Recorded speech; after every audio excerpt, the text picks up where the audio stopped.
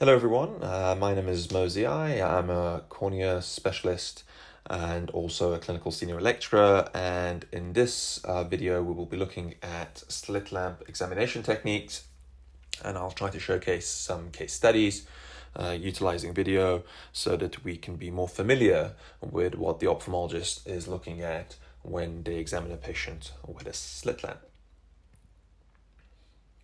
Okay, so let's look at the first case, which is a 25-year-old female. This is a routine slit lamp examination.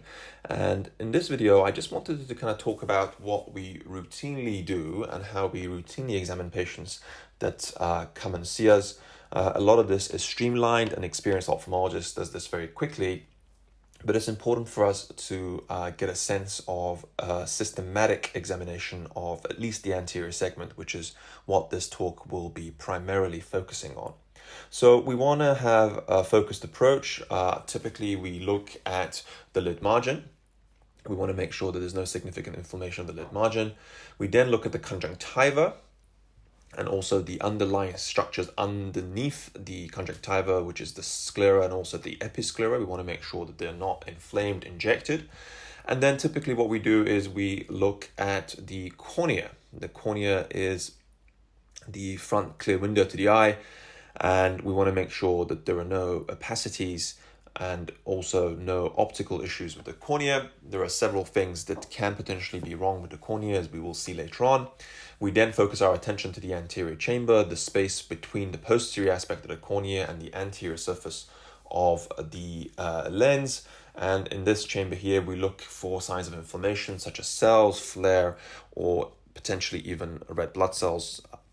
We then look at the lens. We go from the anterior aspect of the lens to the posterior aspect of the lens. Particularly, this is done more usefully in a dilated manner, but it can be done in the undilated state as well. And then we can also examine the anterior vitreous cavity and look for signs of inflammation as well. Obviously, dilating the patient helps with this examination. So in this video, the most obvious pressing abnormality is some scarring of the cornea. This patient has keratoconus, which is a thinning disorder of the cornea. Typically happens and starts in your teenage years and can progress up into your late 20s, early 30s. This individual has significant degree of keratoconus thinning and has ended up with what we refer to as an apical corneal scar, and would require management either with contact lenses or glasses to optimize their vision, because this individual would be very short-sighted and also have a high degree of astigmatism as well. Corneal scars can occur as a result of a variety of different etiologies. The most common ones that we see are perhaps related to infection, a scarring following infection.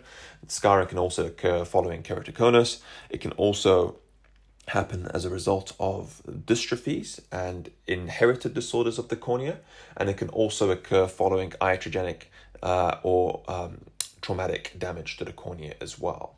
So the cornea needs to be optically clear, and the cornea is actually a very important focusing mechanism for the eye. We know that the tear film corneal complex provides 2/3 of the focusing power in diopters of the eye.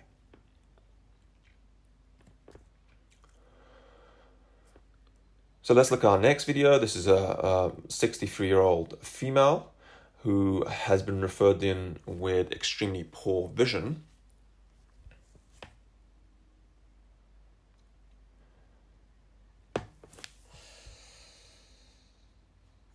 And sorry, the video was lagging there for a second, but you can see that there is an obvious abnormality. You can see that there is a white opacity in the lens. The lens is opacified, and of course this is what we refer to as a cataract. Now, cataract is one of the most common reversible causes of blindness in the world. We also have a backlog of cases in New Zealand. This is, of course, a very advanced cataract, what we refer to as a mature white cataract, and this person's vision is expected to be anywhere between counting fingers and also hand motion vision. Now, this condition obviously is somewhat debilitating and the patient needs management. Thankfully, the other eye of this patient was seeing very well, and this cataract actually resulted in following an episode of trauma. Now, cataracts can be associated with aging, but they can have other etiologies as well. Risk factors for cataracts include trauma, like I mentioned, diabetes, UV light exposure, intraocular surgery, as well as medication use, such as topical steroids in particular. Now, the way that we deal with a cataract like this is that we need to go in and remove the cloudy lens, the cataract, and replace it with a clear artificial lens, what we refer to as an intraocular lens. But before we do that, it's important to make sure that the cataract is the only pathology that is affecting this eye. Now, the same way as the patient cannot see through that lens to the outside world, the ophthalmologist would not be able to examine the retina and the fundus readily in this individual, at least clinically. So there are a few tips and tricks to ensure that we are not dealing with a totally dysfunctional retina behind this opacified lens. And the tricks that are typically used are clinically testing the relative afferent pupillary defect by carrying out the swinging flashlight test, because even a dense cataract like this should not lead to a relative afferent pupillary defect or an IRA-PD if the optic nerve is functional. So that's one way of determining the functionality of the retina and optic nerve. The other things that we typically do are to ask patients to tell us if they can see projection of light from different quadrants. So what we do is we cover the other eye and we ask the patient to point to the source of light that is being shone from different quadrants. And if the patient can readily identify where the light source is coming from, it indicates that the retina is functional. Now, the final thing that one can do to get a good sense of at least the anatomical health of the posterior segment or fundus is by carrying out ultrasonography, what we refer to as a B-scan, which can penetrate this dense lens and actually tell us if the retina is attached. It can't tell us if it's functional, but it can tell us if it is attached. Now, cataract surgery is something that we carry out very commonly. Around 30,000 such procedures are performed each year in New Zealand, and typically we do cataract surgery on cataracts which are not as bad as this, which is what my next video will demonstrate. So this is a relatively younger individual, and she presents with symptoms of glare and reduced vision, particularly at nighttime. Now, you can see that I'm trying to shine the light through the pupil to get a red reflex. And the reason I'm doing this is because getting that red reflex better highlights the opacities that are present in the lens. You can see very clearly that most of the lens is clear as demonstrated by the clear red reflex, but there are areas, particularly here, where you have these spokes of opacification, and this patient certainly has cataract forming. This is what we refer to as cortical cataract formation. There are various types of cataract. The previous cataract that we saw, I referred to as a white mature cataract. This is what we refer to as a cortical cataract, which typically occurs in younger individuals and typically becomes symptomatic once these spokes reach the central part of the lens where the patient would be looking through, what we refer to as the visual axis.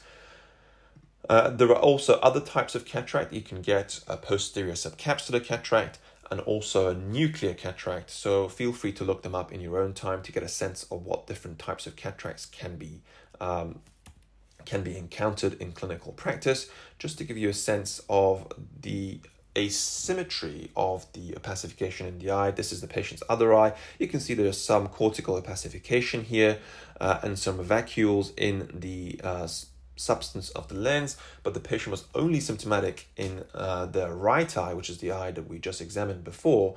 This is because the central part of the lens, what the patient is looking through, is actually optically clear.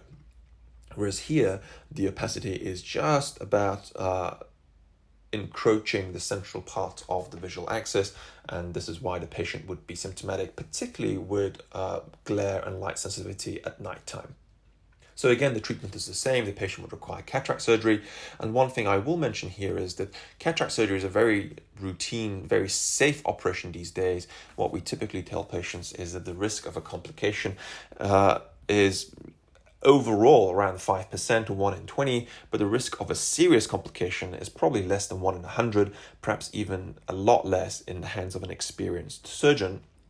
But what needs to be determined here is that the density of this cataract is much less than the cataract that we saw in our previous patient, and therefore the risk of complications is much less in this individual as well.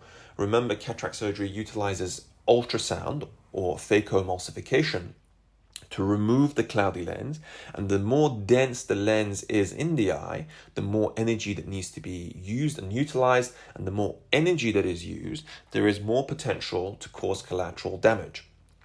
So this is what we'll see in our next video. This is a relatively elderly female who has had cataract surgery only a few days ago and presents with this kind of clinical picture. Now, the obvious abnormality that is going on and what can be visualized here is that the cornea is not clear. I hope that you can see that the cornea is somewhat milky, somewhat non-optically clear, and that there are folds or little wriggly lines that can be seen in the cornea. Now, this is much more obvious here. You can see these little folds that are going across the cornea. These are what we refer to as decime folds. You remember the decimase layer is actually one of the anatomical layers in the eye. And these decime folds are actually quite characteristic of what we refer to as corneal edema. Now, if the cornea becomes swollen, the decimase folds are detectable using clinical examination. This is a quite dramatic appearance of these decimase folds, and this is something that you see in individuals who have had cataract surgery, perhaps which was complicated, or perhaps in an individual who had a very dense lens. And this takes me back to the point that I was making earlier regarding collateral damage, because the ultrasound energy that is used to break up and remove the cataract can also interfere with the function of the cornea, and in particular the endothelial cells, which make up the most posterior aspect of the cornea. And if these endothelial cells are damaged, lost, or even stressed, then they fail to carry out the routine of pumping out fluid from the cornea, and therefore the cornea becomes swollen and edematous. Now, this is often transient because the cornea has a great capacity to sort itself out and pump the fluid clear. Now, remember, the endothelial cells do not regenerate, but we have quite a large reserve of cells, and therefore you have to damage a whole lot of cells before the cornea becomes chronically and non-reversibly swollen like this. So this is most likely going to be a transient phase of corneal edema, which tends to typically settle down after a few days or a couple of weeks following surgery. And indeed, in this patient who had a cataract similar to the density of the one that we saw in the first video, their vision was actually a lot better, even with this degree of corneal edema, and they were actually very happy. But we had to counsel them and mention that this cornea will actually settle down with time and that their vision will improve. Now, typically after cataract surgery, patients are prescribed some topical antibiotics. Typically chloramphenicol drops are used, and some steroid drops are prescribed as well. In this individual, the steroid regimen was actually increased from 4 times a day to 6 times a day in the hope of accelerating the healing process and the clearing of the cornea. Now, corneal edema like this is actually probably visible without actually needing to use the slit lamp. And there are a number of conditions which lead to corneal edema. We've obviously mentioned stressing following cataract surgery as one. Indeed, any surgery can lead to corneal edema. But the most obvious other diagnosis that one should consider in an individual with this amount of corneal edema is high intraocular pressure. So if someone presents with acute angle closure glaucoma and a pressure of 60 or 70 millimeters of mercury, the endothelial cells are again stressed, do not function, and this degree of corneal edema can be identified as well. Of course, In someone with angle closure glaucoma, you would expect to see other signs, such as a shallow anterior chamber, whereas in this video you can clearly see that there is a very deep anterior chamber. And also in individuals following angle closure glaucoma, you can see a mid-dilating, relatively non-reactive pupil, which is obviously not the case in this individual. Now, following cataract surgery, it's important to make sure that there are no other issues in the eye. So we obviously checked the pressure in this patient and the pressure was normal, but also we need to make sure that there is no other signs of issues. In this particular sideline view, you can see that the anterior chamber is relatively quiet. There's no significant inflammation. And importantly, there's no signs of a hypopion or pus in the eye, which would indicate more significant, more serious issues following cataract surgery, in particular endophthalmitis. So this is a case of corneal edema following cataract surgery, which was uncomplicated, but was difficult as a result of the density of the lens that was present in the eye.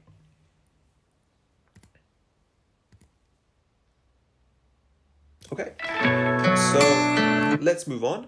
And this video nicely demonstrates what happens following cataract surgery. Now, I've already mentioned that following cataract surgery, a lens is implanted in the eye, and this is what we refer to as an intraocular lens. Hopefully you would have had a chance to see some videos of cataract surgery. So the lens that is implanted in the eye is usually put into what we refer to as the capsular bag. And the lens usually centers itself because it has these little legs, what we refer to as haptics. Now, in this individual, a 73-year-old female who presented following an episode of trauma, she actually came in saying that her vision was very much reduced and that she was seeing double vision. And if you look at this video, you can see that optically everything seems fairly clear up until the point where you get to the retropupillary or behind the iris space. And you can see that there's a wobbly, somewhat unstable structure that is present behind the lens. This is something that you do not see readily, but this individual actually had managed to dislocate and sublux their implanted intraocular lens following cataract surgery after their episode of trauma. And what you're actually seeing here is that the lens, instead of being nicely centered, is actually subluxed all the way down, and these little haptics have actually been dislocated significantly as well. So this obviously will not do. The patient will not be able to see through that little haptic. Optically, things are not clear. In fact, they will probably complain of what we refer to as monocular diplopia, in that if they cover their other eye, they'll see ghost images and doubling of images. And that's not surprising given the light hitting the haptic and what we refer to as the optic here would be causing significant scatter of light and issues with optical quality. And one thing again that I think is important to note here is that you can also see what we refer to as transillumination defects of the iris. If I just pause it there, you see that the light is being shone through the pupil. We're getting a red reflex, but you can see that the pigment has been lost in this area of the iris here. And this is what we refer to as transillumination defects of the iris. And this is actually a very typical pattern for transillumination defects, what we refer to as a moth-eaten appearance of the iris. And this individual likely has a condition that is referred to as pseudo-exfoliation syndrome, something that actually leads to an inherent weakness of the zonules that support the lens. And this, exacerbated by the trauma, led to the significant subluxation of the lens that you see here. So this will require surgery. The lens in the eye that's subluxed and wobbly needs to be removed, and another lens needs to be fixated using sutures or other techniques, which are probably beyond the scope of this lecture. Okay, so moving on, we have another video of a youngish male who also has had trauma, and I just wanted to showcase to you a number of features in this video. And the first thing to say is that we can see that there is a suture. There is a suture or a stitch that has been used to suture the cornea. The reason for that is that this individual who had high velocity, high impact foreign body, a metallic object whilst he was grinding, went through his cornea, hit the iris, hit the lens, and actually managed to embed itself in the lens. So this individual has gone repair of that trauma, A suture has been used to close the defect in the cornea. And if I just stop the video there, you can see those individuals also had cataract surgery, and you can see the thickness of the intraocular lens implant that has been put into the eye there. It looks nice and stable. And if I just pause the video in a moment again, it will be obvious that there are also transillumination defects of the cornea in this individual as well, because the foreign body went through the substance of the iris. So if I show you here, you can see that there is transillumination defects of the iris. This is again as a result of trauma. And this individual actually did very well considering the significant injury that they had. But this video was really to show that we can suture defects in the cornea. These sutures are typically non-absorbing nylon sutures, which are 10O in terms of their thickness, much thinner than typical sutures that are used in everyday general surgery, but also these sutures are somewhat inert and do not lead to significant inflammatory issues in the cornea. Now, another important point to make regarding sutures is that the cornea is an avascular structure, and therefore the cornea does not heal as well as, say, skin or other parts of the human body, and therefore the sutures will need to remain in place and in situ for a much longer period of time compared to, say, skin sutures.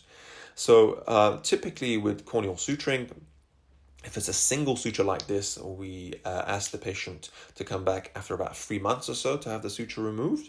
Whereas if it's a much larger incision, much larger wound, then the sutures can remain anywhere between 12 to 18 months following surgery to allow for adequate healing of the cornea.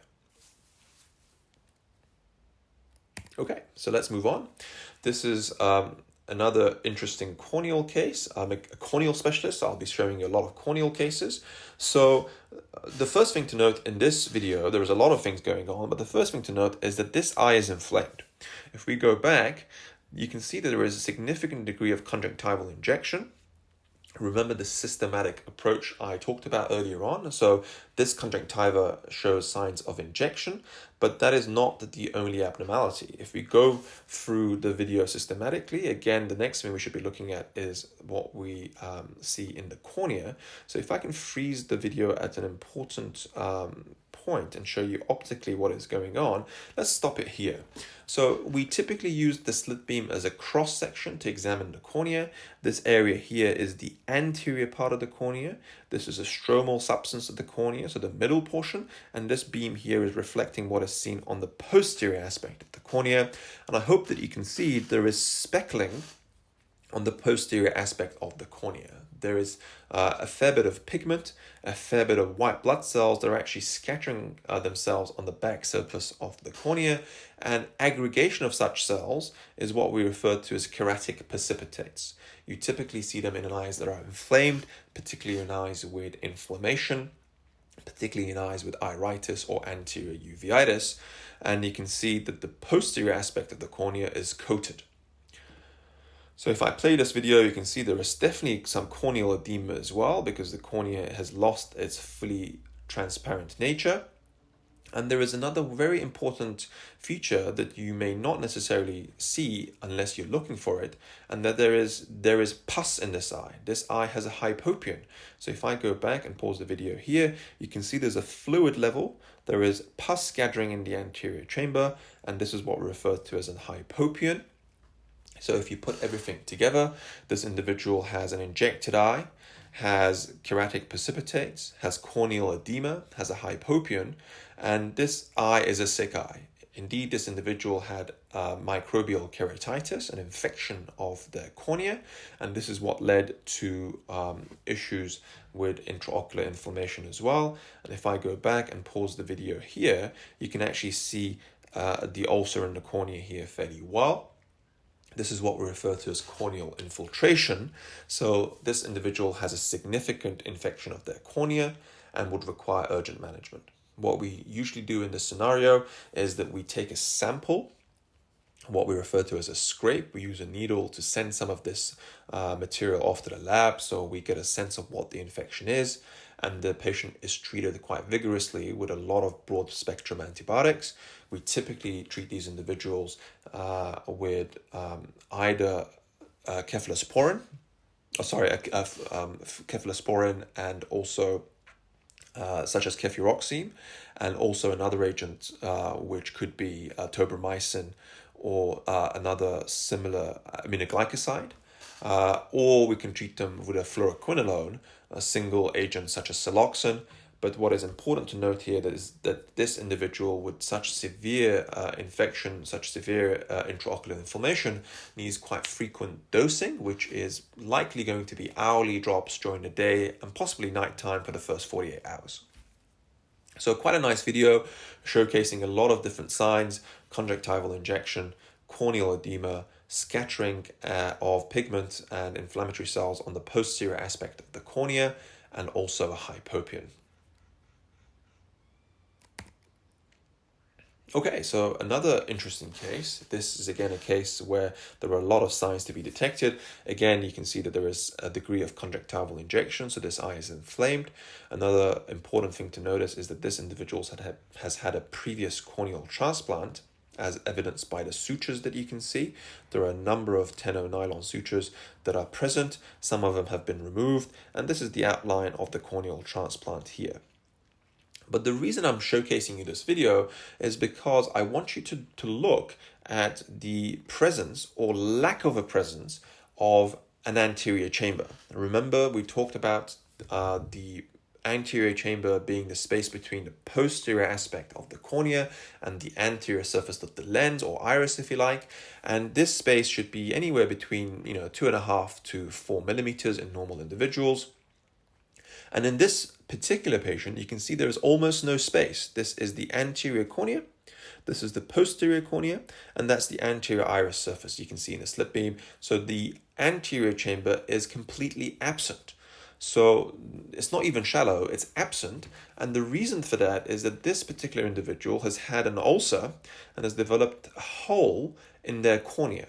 So as a result, aqueous humor is no longer able to be contained in this anterior chamber, is leaking through this hole, and the anterior chamber has become completely and utterly removed.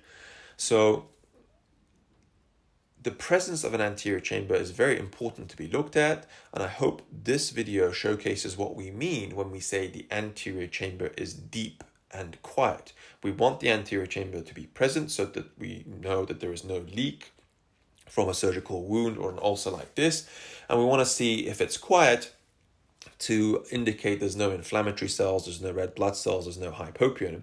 So this video highlights very clearly that losing the anterior chamber is a sign of a very sick eye, and indeed this patient required gluing of this hole to restore the structure and the integrity of the globe so that we could plan for a more definitive secondary corneal transplant at a later date.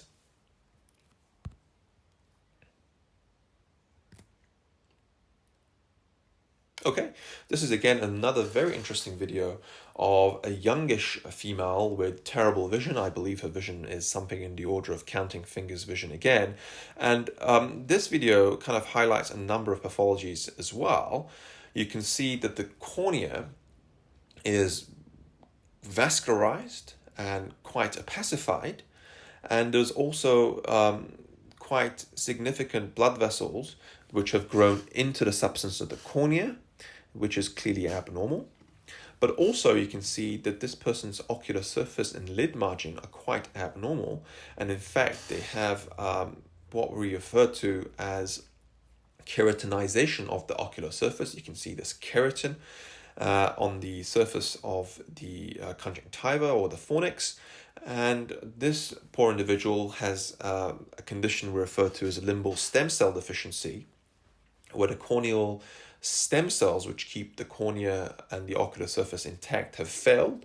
There is a number of causes for this particular condition, but in this particular individual, it was secondary to Stevens-Johnson syndrome, but it can also occur after injury, and in particular chemical injury. So if you have a chemical injury which is bad or is poorly treated, or if the eye is not irrigated enough, this is the kind of picture that you can end up with. And the presence of such significant multi-quadrant blood vessels actually makes the management of this individual very difficult, because if you do a corneal transplant, the presence of these blood vessels actually reduce the likelihood of long-term success. So interesting video showcasing what happens if you damage the corneal limbal stem cells. And importantly, you can get a sense that if the cornea is opacified, the view into the anterior chamber and into the intraocular structures is actually very much compromised as well. You get a very hazy view of the anterior chamber and iris, but the details are certainly not easily appreciated. Okay, so this takes us to the next video, something which is much more common that we see in New Zealand. Again, if we look at it systematically, you can see that the nasal quadrant of this eye, this right eye, is somewhat inflamed, but the rest of the eye is not particularly inflamed. So this is a localized inflammation and injection of the conjunctiva. The cornea, centrally at least, is fairly clear, but you can see there is a fleshy vascular growth which is coming from the conjunctiva onto the surface of the cornea. And this is what we refer to as a pterygium, or a wing-shaped growth onto the surface of the eye. This is not a cancerous or a tumor growth onto the surface of the eye. Indeed, it's a benign growth, which is seen in countries which have a whole lot of exposure to UV light. They typically occur in the nasal aspect of the cornea, and the reasons for this can be multiple. But just one simple way of remembering is that the nose shields the oncoming light rays that are going to be hitting the temporal cornea, but the temporal conjunctiva, but the nasal aspect of the conjunctiva is exposed. This is not the only reason, but one easy way of remembering, and that's why you get nasal growths which occur, and typically they do not need to be surgically managed. If the growth is mild and if the eye is comfortable, we typically provide patients with reassurance and give them some lubricating drops to kind of combat the irritation that they can encounter as a result of this growth. But if, like this individual, the growth is significant and is growing towards the visual axis, or indeed if the lesion is becoming repeatedly inflamed, or if there are cosmetic concerns, what we can do is perform pterygium surgery, where this growth is actually removed from the surface of the cornea, and the growth is removed from the nasal conjunctiva as well. And what typically happens is a graft is taken from the superior bulbar aspect of the conjunctiva here, and actually glued into place to cover the defect. And this has been shown to reduce the incidence of recurrence following the removal of pterygia quite significantly to around 5%.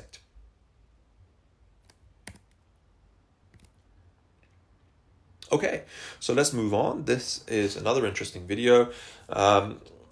This video obviously has been taken with the blue light, what we refer to as the cobalt blue light, which is what we use in conjunction with fluorescein to look for epithelial defects or corneal abrasions, if you like.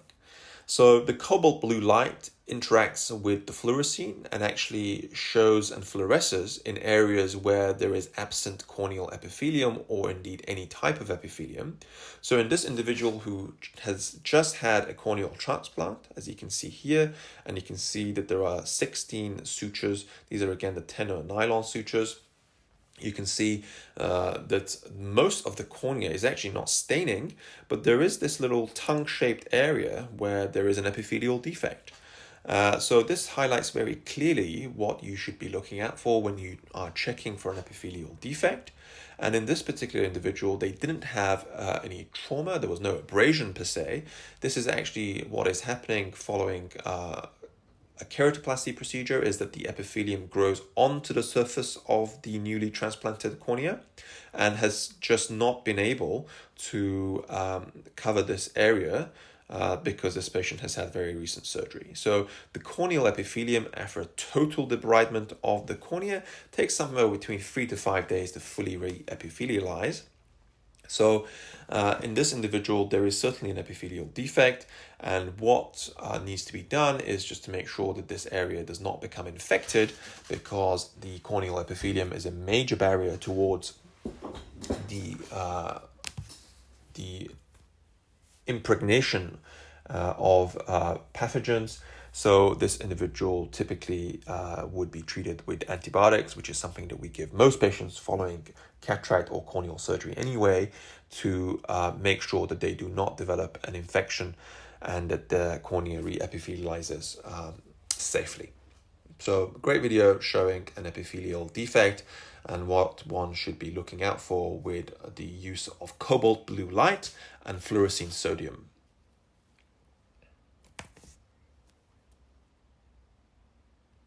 Let's skip this video and move on to the next video. This is a very interesting video, a complex eye, but it actually showcases a number of things which I'd like to show to you. This is not something you would see every day. This is a complex patient who's had an iris tumor removed and has had subsequent cataract surgery and implantation of an iris prosthesis. But I thought it would be very interesting for you to see some landmarks and some anatomical landmarks which you would not easily and readily see in a normal eye. If I just pause the video here, you can see that this is the patient's outline of their native host iris. This is the iris implant that was put in following the excision of this large tumor. But what I really want to show you is that you can actually see, once you remove the iris, the anatomy of the ciliary processes which lie underneath the iris. So if you remember, the uveal tract is made up of the iris most anteriorly, the ciliary body in the intermediate region, and the choroid in the most posterior region. And we usually are not able to see the ciliary processes, which you can see here, because they're covered by the iris unless you do some other techniques. But as in this individual who's had a lot of their iris removed, you can see some anatomy that you would not otherwise be able to see. And indeed, if I just freeze it again here, you can also see the zonules. And the zonules are not something that you see every day, because again, they're covered up by the iris tissue.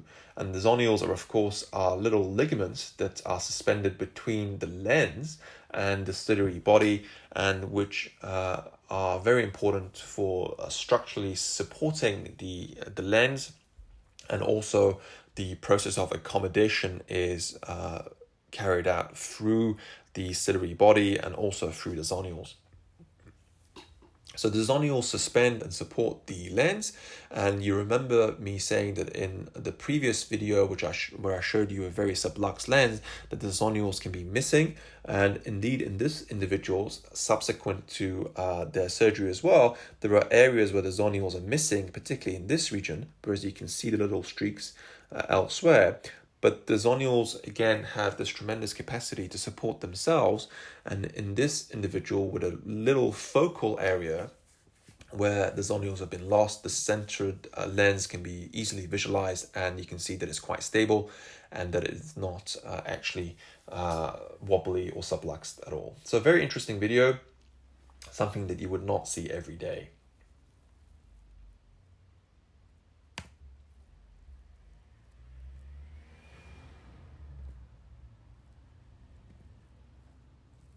Okay, so let's look at the next video, and this is a 77-year-old male who presents on routine examination. So, you know, if we go back again, I think it's important to look at this picture because, again, the systematic review of the intraocular structures is where you would pick up most of the abnormalities, because if you look at it briefly, you may say this is actually a pretty normal looking eye. So the lid looks pretty normal, what we can see of it. The eye is pretty white and quiet. The cornea appears to be clear. The anterior chamber looks okay as well. So then we should look at the iris, and you can see that the iris looks pretty okay, but then, hey, there's something going on here, and there's a pigmented lesion in the iris structure, which we will look at more closely in a moment. But also it's quite obvious that there is an opacity in the lens. So you can see some opacification of the lens here, and we will come back to that in a moment. So you can see clearly now that there is some lesion in the iris tissue. So under high magnification, it becomes obvious that this lesion is actually raised. The patient had not actually noticed this because it's a small lesion, and you would not necessarily notice this even if you look into the mirror fairly regularly or carefully. But you can see that there's definitely an iris mass, and again I highlight that there is some cataract formation in the eye as well, which is coincidental because cataracts are very common, but a systematic review of the intraocular structures highlights the potential issues that are going on.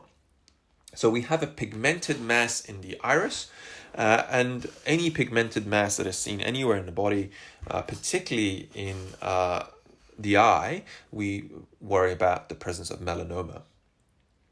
So with melanoma of the iris, this is actually quite an unusual condition, very rare, but it can occur. We use the same kind of principles that you have probably learned when you look at skin melanomas. So you probably remember the A, B, C, D, and E rule. And just to say that we can use the same principles when we look at iris masses and iris pigmented lesions. And we want to make sure, or we want to look to see if it's uniformly pigmented, if it's raised, if it shows any vasculature, and the rest of it. And in this individual, we felt that the mass was suspicious enough that a biopsy was undertaken and carried out, and it indeed showed that this was melanoma. Now, iris melanomas tend to be not very aggressive, and the long-term survival is actually pretty good.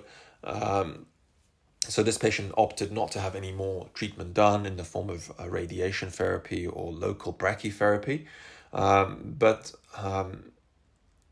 they certainly can metastasize to other regions in the body, particularly the liver. So again, important to systematically examine an eye when you see a patient, because you could easily miss this lesion if you had a cursory look.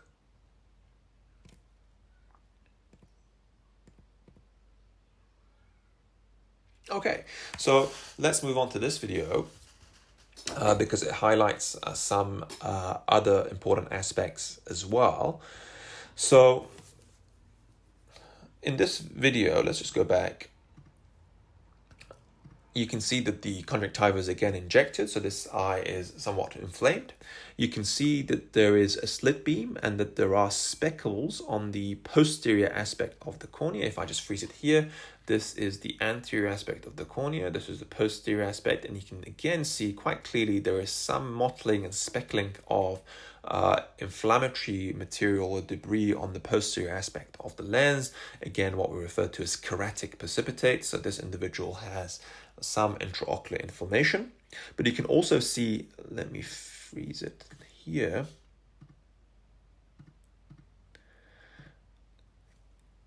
You can also see that the cornea is swollen. There are some Descemet's folds that we saw much more clearly earlier on, but you can see with the eye of faith that there is some Descemet's folds. There we go, there's the one there.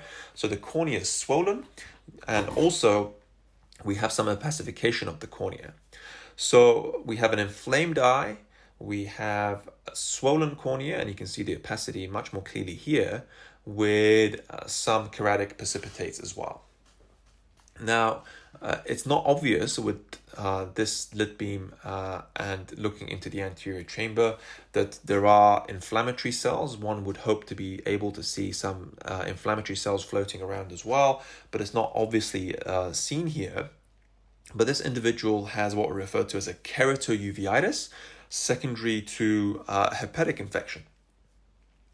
So this person has a hepatic-related corneal infection and secondary intraocular inflammation with these keratic precipitates.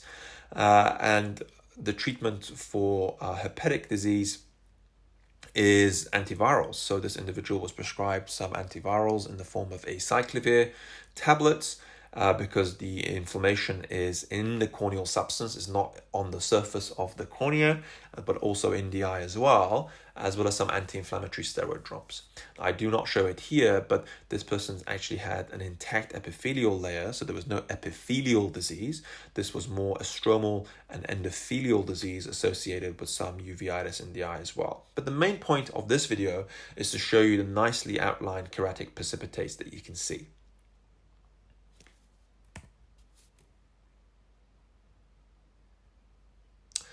Maybe I'll play this video as well. This is something unusual. This is an individual who's just had surgery. So this patient had a subluxed dislocated lens, very similar to the dislocated wobbly lens I showed you earlier on, although this is a different patient. And I mentioned to you before that wobbly lens needs to be removed and a different form of lens fixation needs to be utilized. So what's happened in this individual is that wobbly lens was removed, and what has been used now to provide power in the eye is an iris fixated lens has been implanted. So you can see it fairly well that this lens has two little claws, and the iris tissue has been kind of trapped in these claws to provide stabilization and stability to this lens. So this is an anterior chamber iris claw lens. But one thing I wanted to show you is that this individual also has had what we refer to as an iridectomy or an iridotomy. You can see it quite clearly here. This is typically performed in individuals who have an acute episode of glaucoma, but again, you can see it nicely that you can create a little hole in the substance of the iris. And in this particular individual, it wasn't done to treat angle closure glaucoma. It was done to prophylactically treat for it, because we did not want this individual with this iris fixated lens to develop an episode of high pressure. There is some inflammation to the eye as well, but what you can see more clearly is that this person's just had surgery, and this area of redness is actually what we refer to as a subconjunctival hemorrhage. This is heme following surgery rather than inflammation, and this is something that again presents quite commonly to ophthalmologists and optometrists, and indeed general practices as well, where you get a sudden redness developing on the undersurface of the conjunctiva. This does not require any treatment and is completely self-limiting. In some individuals, it occurs on a recurrent basis, and these individuals need to have their blood pressure monitored, but on the whole, it's a very benign condition. Okay, I'm going to be showing you one or two cases, and we're going to wrap this up because it's coming up to the 1 hour mark. So this is another patient who's asymptomatic, and you can see that they have a large pigmented, somewhat vascular lesion in the nasal aspect of their eye. It doesn't involve the punctum, as you can see here, but it definitely involves the plica, plica semilurinus here, and this is a raised lesion, vascular, and I've already mentioned to you any raised, prominent vascular pigmented lesion in the eye, we should be worrying about melanoma, and this individual indeed had a conjunctival melanoma which required a large excision as well as cryotherapy, but thankfully he has done well. So an important indicator was that if you just pause the video here and have a look at the cornea and just the conjunctiva here and do not look around, you can easily miss this rather large lesion. And that's why most ophthalmologists do a cursory examination of the entirety of the ocular surface. This can be done very quickly with an experienced ophthalmologist, but should be done more systematically by those who are learning or training.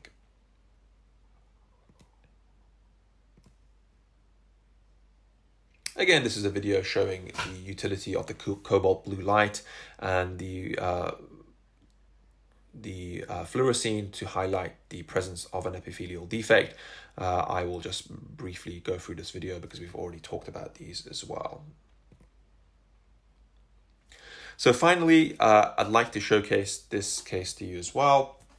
This is an individual who's seeing very well, and it's not very easy to see anything at all on examination here, but I just wanted to show you that This individual is a patient of mine who has just undergone LASIK treatment. You can see the LASIK flap outline. I'll just go back.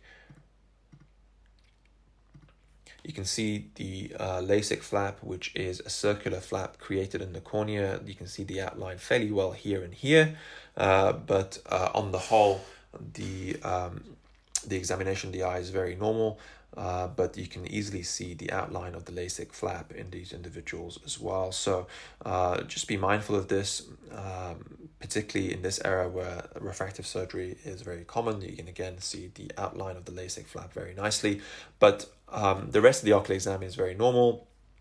The eye is white, the anterior chamber is quiet, the pupil is reactive, and the lens is clear in this 23-year-old as you would expect it anyway. So it's nice to finish on a patient who's seeing well and a normal eye. I hope that this video series has been of help, has been of use, and hopefully you will be able to use some of the knowledge that you've accumulated in this lecture and put it to use on patients. And one thing I will say is that using a slit lamp requires a lot of practice, and the more you practice, the better you get at it. It's very easy to do. If you have a colleague or a friend that you would want to practice on, it's very easy to take turns and to examine each other. Most slit lamps actually have the capacity to record or take photographs, and your skills can be put to the test by trying to take the perfect photograph of an iris nevus or an iris structure, so that you can tell yourself and be confident that you are able to focus and use the slit lamp appropriately. Thank you very much.